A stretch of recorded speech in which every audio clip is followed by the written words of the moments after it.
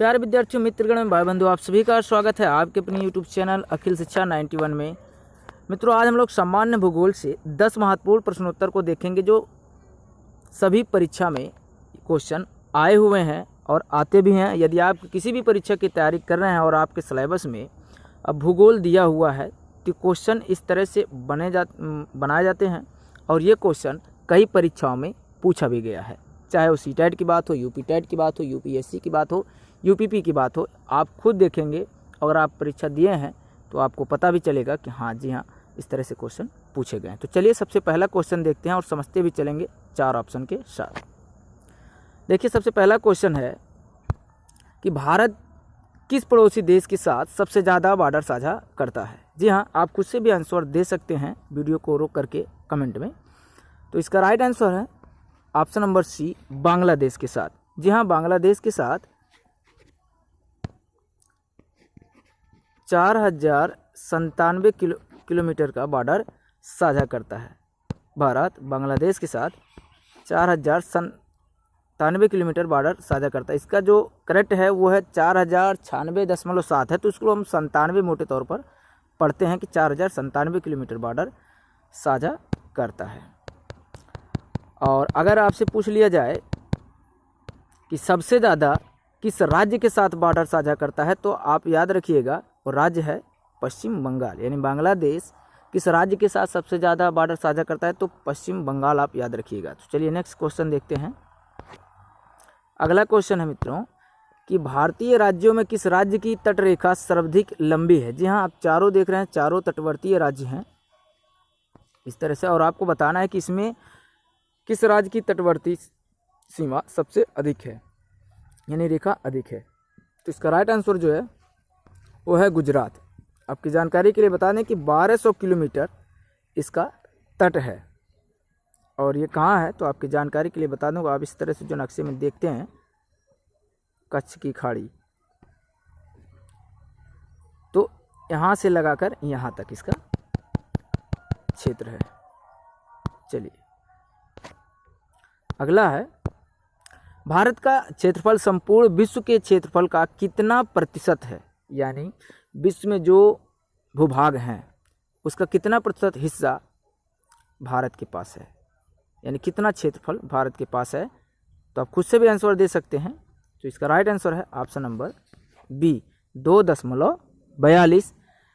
ये क्षेत्रफल है। अगर जनसंख्या की बात की जाए तो यहाँ विश्व की 17.5% जनसंख्या निवास करती है, यानी इंडिया में, भारत में। और क्षेत्रफल पूछे तो आपको बी ऑप्शन याद रखना है कि 2.42% क्षेत्रफल है और विश्व की 17.5% जनसंख्या अकेले भारत में निवास करती है। चलिए अगला देखते हैं। श्रीलंका के बाद भारत का दूसरा निकटतम समुद्री पड़ोसी देश कौन सा है। तो आप खुद से भी आंसर दे सकते हैं। तो जो इसका राइट आंसर है कि श्रीलंका के बाद भारत का दूसरा निकटतम समुद्री पड़ोसी देश वो है इंडोनेशिया। आप देखते होंगे इंडोनेशिया को आप बंगाल की खाड़ी के बाद जहां अंडमान निकोबार इस तरह से देखते हैं। एक मिनट, इस तरह से, तो यहाँ आप देखते होंगे कि यहाँ पे इंडोनेशिया है और मालदीव काफ़ी थोड़ा दूर है, और मालदीव के बाद उधर अफ्रीका का मेडागास्कर पड़ता है। तो आप यहाँ देखते होंगे श्रीलंका के बाद भारत का जो पड़ोसी देश है समुद्री, वो है इंडोनेशिया। तो आपको ये भी याद रखना है, इंडोनेशिया। चलिए पांचवा क्वेश्चन है, भारत के सबसे उत्तरी बिंदु का नाम क्या है। देखिए आपको ध्यान देना है, सबसे उत्तरी बिंदु का नाम है इंद्रकौल। जी हाँ, क्या नाम है, इंद्रकौल। आपको याद रखना है, ये जम्मू कश्मीर में पड़ता है। और सबसे दक्षिणतम पूछ ले तो इंदिरा पॉइंट। और ये कहाँ है, तो अंडमान निकोबार द्वीप समूह, यानी सबसे निचले हिस्से में। वांगलू ये अरुणाचल प्रदेश का ये पूर्वी भाग है, यानी भारत का सबसे पूर्वी भाग है ये वांगलू। और ये कहाँ है, अरुणाचल प्रदेश, आप याद रखिएगा। चलिए अगला क्वेश्चन देखते हैं। संपूर्ण पृथ्वी पर दिन और रात कब बराबर होते हैं? तो आपका ऑप्शन है ए में कह रहा है 22 सितंबर, बी ऑप्शन कह रहा है 21 मार्च, सी कह रहा है उपरोक्त तो दोनों, और डी कह रहा है इनमें से कोई नहीं। तो आपको बताना इसका राइट आंसर। तो जिसका राइट आंसर है ऑप्शन नंबर सी, यानी दोनों यहाँ सही है, ए और बी दोनों सही है, इसलिए इसका राइट आंसर सी होगा। यानी 21 मार्च और 22 सितंबर को संपूर्ण पृथ्वी पर दिन और रात बराबर होते हैं। चलिए नेक्स्ट क्वेश्चन देखते हैं। 7वां नंबर क्वेश्चन है कि अंतर्राष्ट्रीय तिथि रेखा कितने अंश देशांतर रेखा को कहते हैं? जी हाँ, ऑप्शन नंबर ए कह रहा है 0 अंश देशांतर, बी कह रहा है 180, सी कह रहा है 360 और डी कह रहा है 90 अक्षांश। तो यहाँ देशांतर की बात है, इसलिए तो पहले गलत होगा। चलिए, तो इसका राइट जो आंसर है मित्रों, इसका राइट आंसर है ऑप्शन नंबर बी 180 अंश देशांतर रेखा को अंतर्राष्ट्रीय तिथि रेखा कहते हैं। तो 180 अंश देशांतर रेखा के ही अंतर्राष्ट्रीय तिथि रेखा की वजह से पूरे संपूर्ण का हम लोग क्या करते हैं, टाइम देख सकते हैं, इसके हिसाब से देख सकते हैं। आपकी जानकारी के लिए बता दें कि एक देशांतर को पार करने में 4 मिनट का अंतर आता है, और आपके देश का अगर टाइम पूछे यानी भारत का तो 82.5 अंश पर है। अब आप ग्रीनविच रेखा यानी जो 0 अंश पे है, ग्रीनविच रेखा से जब भारत का टाइम निकालेंगे तो 5.5 घंटा, यानी 82.5 गुणे 4 जब करेंगे तो 330 मिनट बनेगा, और आप 330 मिनट का घंटा बनाएंगे तो 5.5 घंटा आएगा। चलिए अगला देखते हैं। जब ग्रीनविच में दोपहर के 12 बजे हों तो उस समय भारत में कितने बजे होंगे? चलिए, तो आप यहाँ खुद से आंसर दे सकते हैं। यहाँ क्या दोपहर के 12 बजेंगे, या शाम के 5 बजेंगे, या सी ऑप्शन कह रहा है 5:30 सुबह, डी ऑप्शन कह रहा है 5:30 शाम।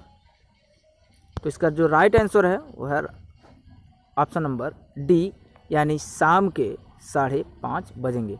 अब आपको अभी भी समझाएं कि ग्रीनविच रेखा से 5.5 घंटा आगे रहता है, तो यानी यहाँ सुबह पहले हुआ है तो शाम भी पहले होगा। तो इसलिए यहाँ पे अगर वहाँ 12 बज रहे हैं दोपहर, तो यहाँ शाम के 5:30 बजेंगे। तो चलिए अगला क्वेश्चन देखते हैं। किस महाद्वीप में एक भी ज्वालामुखी नहीं है? तो आप खुद से आंसर दे सकते हैं।